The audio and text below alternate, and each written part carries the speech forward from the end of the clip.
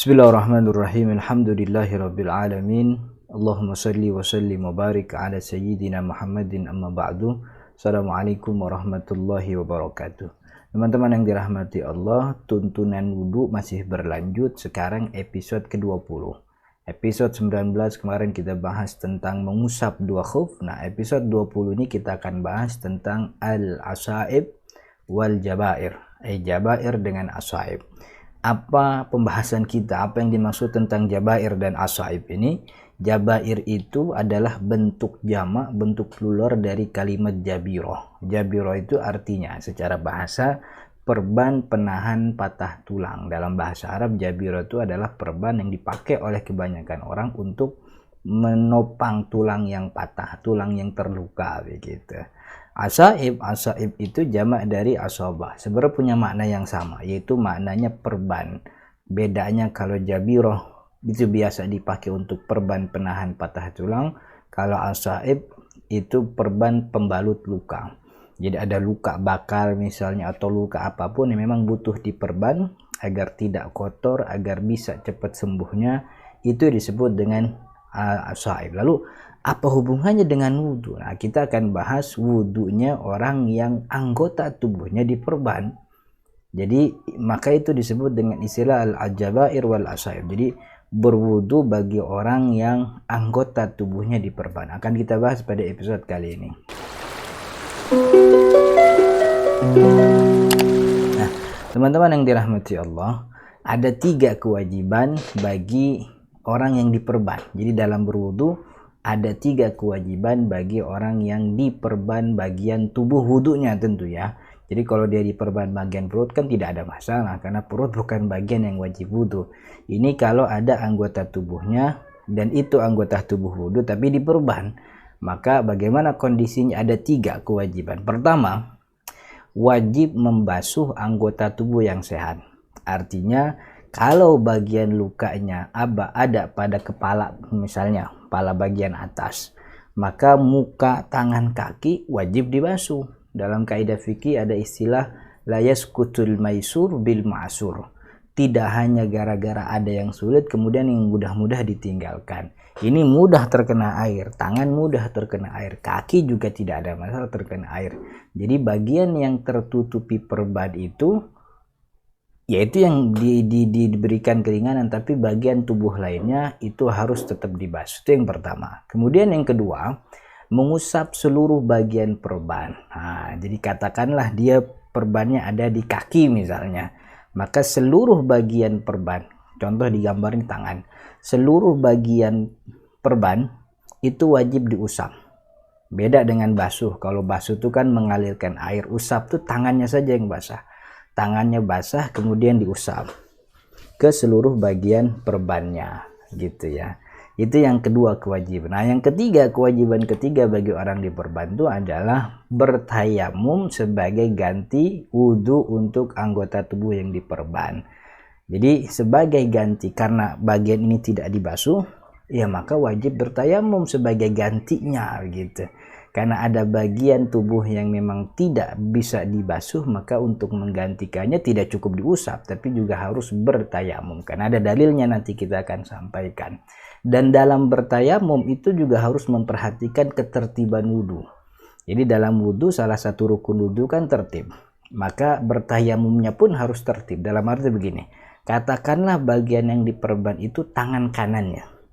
Bagian yang diperban itu adalah tangan kanannya. Maka dia berwudu dulu mukanya sebagaimana biasa, lalu kemudian baru bertayamum. Setelah tayamum diusap tangannya, kemudian baru basuh tangan kiri, kemudian usap kepala, baru kaki. Jadi tertib. Jadi jangan tayamum dulu sebelum dia membasuh muka, karena bagian yang tayamum itu untuk mengganti tangan. Maka posisi tayamum setelah membasuh muka. Jadi harus diperhatikan juga ketentuan rukun tertib dalam wudhu. Ini 3 kewajiban bagi orang yang diperban pada anggota tubuh yang wajib wudhu. Nah, kalau ada lukanya tapi tidak diperban, jadi orang luka yang cukup serius tapi tidak perlu diperban, kata dokter, kata ahli kesehatan, kata ahli mediknya nggak perlu diperban, cukup ditunggu sekian hari, nanti dia kering, nanti dia bisa sembuh sendiri. Nah, kalau memang dia tidak wajib dibasuh, tidak diperban, dan dia juga tidak boleh terkena air, maka yang pertama sama seperti yang tadi, dia wajib membasuh anggota tubuh yang sehat. La yaskutul ma'sur, la yaskutul maisur bil ma'sur. Tidak boleh yang sesuatu yang mudah tuh gugur hanya gara-gara ada yang sulit. Yang sulit ya sulit, yang mudah tetap harus dijalankan. Kemudian yang kedua, tayamum sebagai ganti anggota tubuhnya. Kalau tadi yang dia perban diusap gitu, karena ini tidak ada yang diusap, karena tidak ada perban, maka biarkan luka tersebut tapi diganti dengan tayamum. Kalaupun lukanya pada bagian yang memang wajib tayamum seperti tangan, maka cukup diusap seperlunya saja, secukupnya, sesuai dengan apa yang disebut dengan istilah usapan, tanpa harus melukai luka yang sudah luka tersebut begitu. Ini dua kewajiban bagi orang yang punya luka tapi tidak perlu diperban. Nah, perlu diperhatikan juga teman-teman yang dirahmati Allah, jika datang waktu sholat selanjutnya gitu ya. Ini bagi orang yang tadi baik diperban atau tidak diperban dan dia punya luka. Jika datang waktu sholat selanjutnya, ia tidak perlu berwudu lagi jika memang tidak berhadas, ia cukup tayamum saja. Jadi ketika datang waktu sholat, katakanlah dia tadi di sholat zuhur, kemudian datang waktu sholat asar, dia belum berhadas, dia belum buang air besar, dia belum kentut, dia belum kencing, maka yang dilakukan hanya bertayamum saja sebagai pengganti anggota tubuh yang tadi. Karena tayamum itu menjadi batal setelah selesai sholat. Jadi dia cukup bertayamum saja. Itu yang dijelaskan oleh Imam Nawawi dalam kitabnya Raudhatul Talibin. Nah, kemudian teman-teman, dari tadi kita ngomongin wajib diusap, kemudian dibasuh yang bisa dibasuh, kemudian ditayamum. Memang dalilnya apa gitu ya? Bukankah toharo ini ibadah ritual, perkara ibadah harus butuh dalil? Ini yang menjadi dalil pandangan ulama Syafi'i tentang kewajiban tiga tadi. Wajib dibasuh yang sehat, diusap yang diperban, kemudian tayamum sebagai gantinya. Ini dalilnya. Dalilnya dari riwayat Imam Abi Dawud rahimahullah. Dan ini disebutkan atau diriwayatkan dari sahabat Jabir bin Abdullah radhiyallahu an. Hadisnya cukup panjang, jadi kalau kita terjemahkan seperti ini. Nah, Jabir bin Abdullah radhiyallahu an berkata bahwa dulu ketika beliau melakukan perjalanan, ada seseorang di antara sahabat yang palanya terbentur batu sehingga luka sakit. Nah, sayangnya orang ini setelah terbentur batu, malamnya dia tidur lalu mimpi basah, ihtilam. Setelah ihtilam, gitu, pagi harinya ketika hendak sholat subuh, dia bertanya kepada para sahabat yang lain, boleh gak nih kalau saya tayamum aja, palanya sakit karena terbentur batu, ada lukanya, khawatir membahayakan. Lalu kata para sahabat yang lain, enggak, la najidu fika rukhsah, kita enggak nemuin ada rukhsah, ente mampu mandi pakai air, mandilah pakai air. Akhirnya orang tersebut mandi dengan air dan kemudian wafat. Ketika kejadian itu diketahui oleh Nabi Muhammad SAW, Nabi Muhammad murka sekali sampai mengatakan qatalahumullah. Wah, itu ungkapan murka yang cukup marah begitu ya. Lalu Nabi Muhammad mengatakan inna syifa'al ayyi as-su'al. Orang kalau nggak tahu tuh nanya, itu artinya obat daripada kebodohan itu ya nanya. Kalau nggak tahu nanya, jangan langsung memfatwakan langsung mandi. Lalu Nabi Muhammad mengajarkan bahwa sejatinya ia cukup bertayamum saja, wa ya'sib, kemudian dia perban, kepalanya itu diperban atau diikat dengan sesuatu yang menutupi lukanya, lalu ia usap bagian perban itu dan mandi untuk seluruh tubuhnya yang sehat. Ini dalilnya.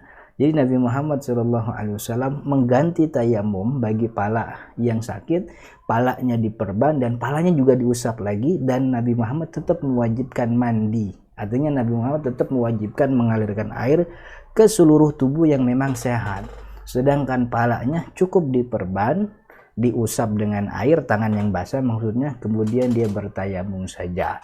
Jadi Nabi Muhammad SAW yang mengajarkan itu. Jadi apa yang tadi kita jelaskan, wajib dibasuh yang sehat, kemudian diusap perbannya, kemudian ganti dengan tayamum anggota tubuh yang diperban, itu ulama ngajarin karena berdasarkan hadis ini, riwayat Imam Abi Dawud dari sahabat Jabir bin Abdullah. Maka itu inilah kewajiban, ketentuan bagi orang yang diperban anggota tubuhnya ketika, dan ketentuan ini boleh, artinya berlaku untuk orang yang junub, juga berlaku untuk orang yang berwudu, berhadas kecil. Kalau hadas kecil dia berwudu, kalau dia junub ya dia mandi, konteksnya sama. dia perban itu lukanya, dia usap dengan tangan kalau dia mandi begitu ya. Kemudian dia guyur basah seluruh tubuhnya. Karena dalam mandi janabah tidak ada ketentuan tertib, maka mau tayamum dulu, tayamum diakhirkan silahkan. Karena janabah, mandi janabah tidak ada ketentuan tertib. Sedangkan wudhu ada ketentuan tertibnya begitu ya. Nah, kemudian teman-teman yang dirahmati Allah, ada ketentuan yang ditetapkan oleh ulama Syafi'iyah, salah satunya dalam kitab Kifayatul Akhyar. Wala i'adata 'alaihi in wada'aha 'ala tuhrin. Jadi kata Imam Abi Syuja, Syekh Abi Syuja dalam kitab Matan Takrib beliau mengatakan tidak mesti mengulang jika perban itu dilakukan setelah ia bersuci. Dipahami dari teks Matan Takrib, ini penjelasan Imam Taqiyuddin Al-Hisni rahimahullah. Dipahami dari teks Matan Takrib ini bahwa jika seseorang melakukan perban sebelum ia bersuci, ia harus mengulang sholat yang dilakukan tadi. Jadi sebelum perban dia sudah bersuci atau belum? Kalau dia belum bersuci, maka sholat yang dilakukan dalam keadaan dia diperban itu nanti diqadha, nanti diulang. Sedangkan kalau dia melakukan perban setelah ia bersuci secara sempurna, maka sholatnya tidak perlu diqadha nanti ketika dia sehat. Wallahu ta'ala alam, mudah-mudahan ada manfaatnya teman-teman yang dirahmati Allah. Saya cukupkan sampai sini. Saya mohon maaf jika ada kata yang kurang berkenan, dan mohon dukungan untuk subscribe sekaligus menyebarkan video ini jika memang dirasa bermanfaat, agar kemanfaatannya lebih meluas, agar kemanfaatannya lebih dirapatkan oleh teman-teman kita yang lain. Hadanallahu wa iyyakum ajma'in. Assalamualaikum warahmatullahi wabarakatuh.